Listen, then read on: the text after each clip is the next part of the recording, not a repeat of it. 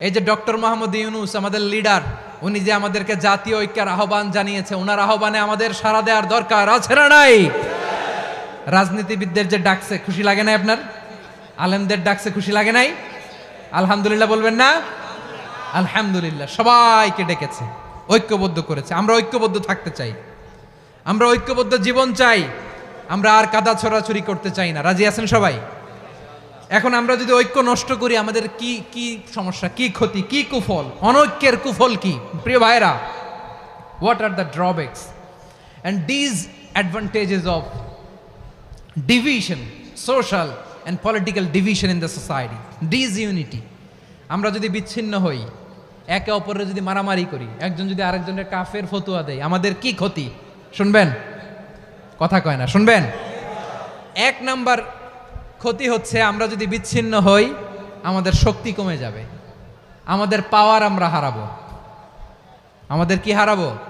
পাওয়ার। মনে রাখবেন, যখন আমি একা থাকি তখন আমি ব্যক্তি, যখন আমরা সবাই মিলি তখন আমরা শক্তি। এই শক্তি নিয়ে আমাদের সামনে এগিয়ে যাওয়ার দরকার আছে না নাই? তাহলে আমরা যদি নিজেরা বিরোধে লিপ্ত হই, আমাদের ক্ষমতা, পাওয়ার ছুটে যাবে। আমরা এই পাওয়ার হারাতে চাই না, ঠিক কিনা বলেন? রব্বুল আলামিন ঠিক তাই বললেন।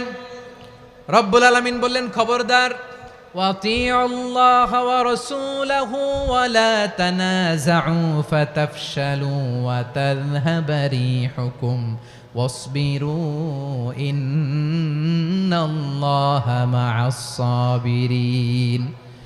আল্লাহর আনুগত্য করো, নবীর আনুগত্য করো, কিন্তু খবরদার নিজেরা বিরোধে লিপ্ত হয়ো না, নিজেরা মারামারি করো না, তাহলে তোমাদের শক্তি কমায় দিবে কে? ফাতাফশালু, তোমরা সাহস হারাবা, ওয়া তাযহাবা রিহুকুম, তোমাদের শক্তি কমে যাবে, পাওয়ার কমে যাবে। তাহলে আমরা যদি নিজেরা মারামারি করি, আমরা নিজেরা যদি বিচ্ছিন্নতায় লিপ্ত হই, আমরা যদি মতানৈক্য করি, তাহলে আমাদের শক্তি কমে যাবে, ঠিক কিনা? আমরা শক্তি কমাবো। আচ্ছা, ছোট্ট একটা বাঁশের কঞ্চি যদি আপনারা দেয়, পায়ের মধ্যে ধাক্কা দিয়ে ভাঙতে পারবেন না?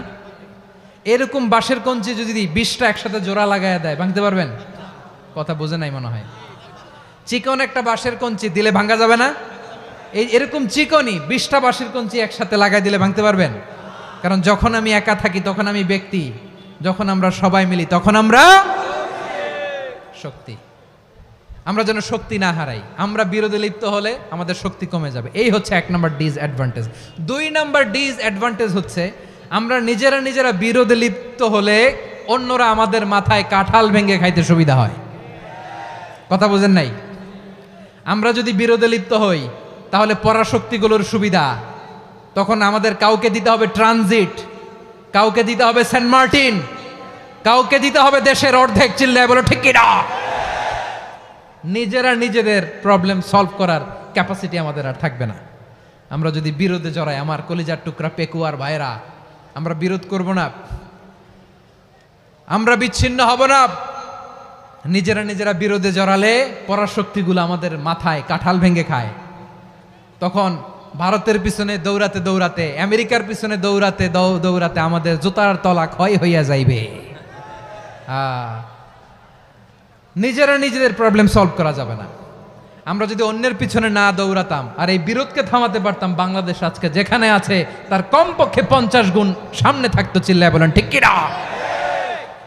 তাহলে 1 নাম্বার ক্ষতি হচ্ছে, আমাদের পাওয়ার লেস হয়ে যায়, আমরা দুর্বল হই যদি আমরা বিরোধ করি। 2 নাম্বার হচ্ছে, পরাশক্তিগুলোর সুবিধা নেয়। 3 নাম্বার হচ্ছে, আমাদের উন্নয়ন, দেশের উন্নতি, অগ্রগতি, এটা স্থবির হয়ে যায়, এটা বাধাগ্রস্ত হয়। প্রিয় ভাইরা, ইউনিটি, ঐক্য হচ্ছে একটা দেশের উন্নয়নের মূল ভিত্তি।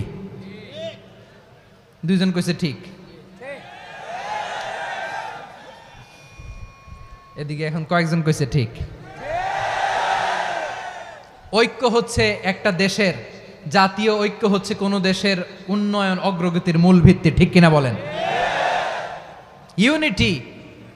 ইউনিটি অফ এ কান্ট্রি, এটা হচ্ছে একটা সাস্টেইনেবল ডেভেলপমেন্ট, সোশ্যাল স্ট্যাবিলিটির জন্য এটা অনেক গুরুত্বপূর্ণ। এজন্য বিরোধের কোনো স্থান আমরা দিব না, আমরা ঐক্যবদ্ধ থাকবো ইনশাআল্লাহ বলেন। আর কখনো কাউরে কাফের বলে গালি দিবেন? তুই জাহান্নামী বলবেন? ঝগড়া লাগলে লাগাই দিবেন? তাহলে কি করবেন? মিলায় দিবা। আওয়াজ করে বলেন কি করব? প্রিয় ভাইয়েরা, এই বিরোধ গত 50 বছর তো আমরা দেখেছি। ধর্মীয় অঙ্গন বলেন, সামাজিক অঙ্গন বলেন, রাজনৈতিক অঙ্গন বলেন, এই বিরোধ আমাদেরকে শেষ করে দিয়েছে। এই 24-এর ছাত্র নাগরিক অভ্যুত্থানের পরেও যদি সেই বিরোধ আমাদেরকে খায়, তাহলে এতগুলো তাজা জেনজির রক্ত বৃথা যাবে। চিল্লায় বলো ঠিক কিনা? আমরা এই রক্তগুলো কি বৃথা দিতে চাই না, বৃথা যেতে দিতে চাই না। আমরা ঐক্যবদ্ধ থাকতে চাই। রাজি আছেন? আমরা আর কাদা ছড়াছড়ি করব না। অনেক হয়েছে, আর না, এবার থামুন। অনেক হয়েছে, আর না। প্রথমেই আমি এদেশের সম্মানিত আলেম সমাজকে বিনয়ের সাথে অনুরোধ করব, আসুন আমরা ঐক্যবদ্ধ হই। আজকের এই পেকুয়ার ঐতিহাসিক তাফসিরুল কোরআনের প্রোগ্রাম থেকে আমি সম্মানিত আমার মাথার তাজ ওলামাদেরকে জাতীয় ঐক্যের আহ্বান জানাই। পেকুয়ার এই ঐতিহাসিক তাফসিরুল কোরআনের প্রোগ্রাম থেকে আমি আমার সম্মানিত রাজনৈতিক ব্যক্তিবর্গদেরকে জাতীয় ঐক্যের আহ্বান জানাই। অনেক হয়েছে, আর না। আধিপত্যবাদকে রুখে দিতে হলে, বাংলাদেশের বিরুদ্ধে যে কোনো ধরনের ষড়যন্ত্রকে রুখে দিতে হলে জাতীয় ঐক্যের কোনো বিকল্প নাই। চিল্লায় বলো ঠিক কিনা? আমার প্রিয় ভাইয়েরা, আমার ভাইয়েরা, আর কাদা ছড়াছড়ি করব না ইনশাআল্লাহ। বলেন আল্লাহুম্মা ফারশাদ। আল্লাহ তুমি সাক্ষী থাকো, আল্লাহ তুমি তৌফিক দাও। আওয়াজ করে পড়েন আমিন। আর একে অন্যকে কাফির বলে গালি দিব না, ঠিক কিনা বলেন? রাজি আছেন? ধ্বংস করে দিয়েছি আমরা আমাদেরকে। আপনারা হালাকু খানের নাম শুনেছেন?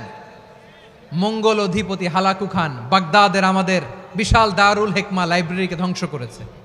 10 লক্ষ মুসলমানদেরকে কচুকাটা করে গণহত্যা করেছে। জানেন, আমাদের সভ্যতা সূতিকাগারের কেন্দ্রবিন্দু ছিল বাগদাদ। ইরাকের বাগদাদে যেদিন সে রক্ত নিয়ে হোলি খেলা করে, রক্তের হোলি খেলা যেদিন হয়, ওই দিনও বাগদাদে বাহাস চলতেছিল। আমাদের বাহাস কি চলতেছিল? আপনাদের এলাকায় বাহাস আছে? এই প্রচলিত বাংলাদেশে যে বাহাস, এটার সাথে ইসলামের কোনো সম্পর্ক আছে? এই পর্যন্ত বাহাসের পরে পরাজয় বরণ করছে এরকম কোন দল আপনারা পাইছেন? আমি পাই নাই। প্রত্যেক দলই বাহাসের পরে সংবাদ সম্মেলন করে বলে আমরা জয়লাভ করিয়াছি, ওনারা পালাইয়া চলিয়া গিয়াছেন। আছে না নাই? কারণ সত্য জানার জন্য, সত্য মানার জন্য আসে না, তো নিজের জ্ঞান জাহির করার জন্য বাহাস করে। বিপক্ষ দলের আলেমকে ছোট করার জন্য বাহাস করে। এই বাহাসের স্থান ইসলামে নাই। চিল্লায় বলো ঠিক কিনা? এই সমস্ত বাহাসের দিন শেষ। ঐক্যবদ্ধ হওয়ার বাংলাদেশ।